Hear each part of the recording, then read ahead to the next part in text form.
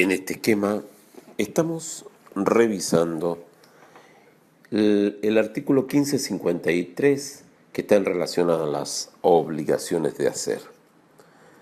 Bueno, es importante entender de que hay que entender que para el estudio de la forma de ejecutar forzadamente las obligaciones de hacer, se hace necesario distinguir si las obligaciones de hacer consisten en la realización o ejecución de una cosa o obra material, por una parte, o en la obligación de suscribir un instrumento o constituir una obligación.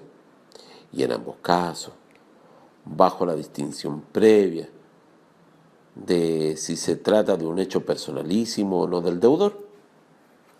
Entonces, en este sentido, la regulación normativa se encuentra en los artículos 1553 del Código Civil y 530 y 544 del Código de Procedimiento Civil, al menos antes de la reforma procesal civil que pudiera venir en el futuro. El artículo 1553 que vemos acá en nuestro esquema dice: si la obligación es de hacer y el deudor se constituye en mora, podrá pedir el acreedor, junto con la indemnización de la mora, cualquiera de las tres cosas a elección suya. Y las vemos descritas en este esquema. Que se apremia al deudor para la ejecución del hecho convenido, que se le autoriza al mismo para hacerlo ejecutar por un tercero a expensas del deudor, que el deudor le indemnice de los perjuicios resultantes de la infracción del contrato. ¿Ya? Entonces, en este sentido, es bien importante entender que el cumplimiento forzado de las obligaciones de hacer, que consiste en la realización o ejecución de una cosa u obra material, debe entenderse que partimos desde el presupuesto que las obras materiales son siempre hechos personales del deudor. Sin embargo, hay obras que no pueden ser ejecutadas sino por el deudor de la obligación, pues son las especiales aptitudes o cualidades de este que lo llevaron al acreedor a contratar.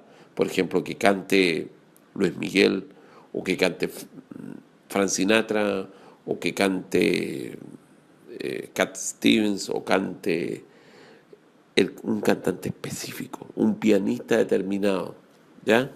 Las obligaciones que emanan de los contratos intuitos personales son las que se llaman personalísimas.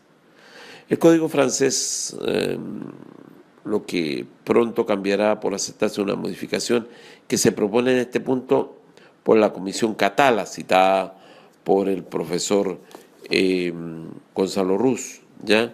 Señala que toda obligación de hacer incumplida se traduce en la indemnización de perjuicios, descartando al menos en la letra la posibilidad de ejecutarlas forzadamente in natura. En nuestro código, el artículo 1553 no toma posiciones al respecto, pero le entrega al acreedor el poder de decisión, pues bien, puede a su antojo forzar al deudor a cumplir o contentarse con la indemnización de perjuicios como equivalencia o como cumplimiento por equivalencia, ¿ya? El artículo 1553 contiene dos clases de cumplimiento específico del cumplimiento por equivalencia: la ejecución forzada in natura directa de las obligaciones de hacer, que consiste en la realización o ejecución de una obra material. Se llama ejecución forzada directa a la posibilidad que le entrega la ley al acreedor.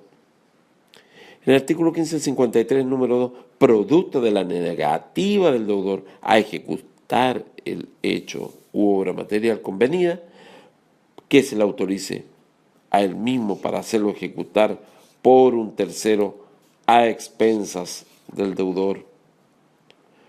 A ver, si Pedro se obligó con Mario para armarle un mueble comprado por partes típico de la Sofri en Iquique, si se quiere a pintarle un cuadro ya, y luego manifiesta no querer hacerlo, la ley permite a Pedro forzar específicamente a ejecutar el hecho convenido. En el ejemplo se observa que, por ejemplo, que la obligación de armar el mueble es personal, pero no personalísima, pues cualquier persona puede hacerlo. La de pintar el cuadro es personalísimo, ¿ya? Pues quiere un cuadro y no de un pintor específico. Como el código no distingue en teoría, podrá pedirse al juez que aplique a premios al deudor, tanto si el hecho es personal como si es personalísimo. El artículo 543 del Código Procesal Civil contiene los apremios que puede imponer, y ellos consisten en arrestar al deudor hasta por 15 días, privarlo de libertad, o multas proporcionales y repetidas en el tiempo hasta vencer la resistencia del deudor. Este artículo 543 es una muestra de la subsistencia de la prisión por deudas en nuestro derecho civil, que sin embargo por la fuerza de los tratados internacionales que ya sabemos, ya San José, el pacto de San José de Costa Rica, digamos, busca quedar sin efecto la prisión por deudas. Por otra parte tenemos la ejecución forzada y natura indirecta de las obligaciones de hacer, que consiste en la realización o ejecución de una cosa o obra material. Y se llama ejecución forzada indirecta a la posibilidad que le entrega la ley al acreedor en el artículo 1553, número 1, para que se le autorice a él mismo para hacerlo ejecutar por un tercero a expensas del deudor. Es ejecución forzada en natura indirecta, pues se obtiene la prestación debida no directamente del deudor, sino de un tercero que es pagado con dinero del deudor. Y tenemos el cumplimiento forzado por equivalencia, ¿ya?, del artículo 553, número 3 que vemos en este esquema, que contiene la manifestación del derecho del acreedor a no optar por el cumplimiento específico, ¿ya?, sino por uno equivalente, al consagrar que el acreedor puede exigir que el deudor le indemnice de los perjuicios resultantes de la infracción del contrato. Para obtener el valor de la indemnización deberá procederse del mismo modo que se ejecutan las obligaciones de dar monetarias, es decir, embargando dineros o bienes del deudor para rematarlos con el precio de pagar las indemnizaciones, ¿ya? El cumplimiento forzado de las obligaciones de hacer, que consiste en la obligación de suscribir un instrumento o constituir una obligación. Por ejemplo, partamos del presupuesto que las obras jurídicas son siempre hechos personalísimos del deudor, y el código no, en general nos señala que son de este tipo las que tiene el deudor de suscribir un instrumento o de constituir una obligación, pues nadie más que este deudor, por el hecho suyo o por la sola disposición de la ley, puede hacerlo al haber contraído una obligación correlativa.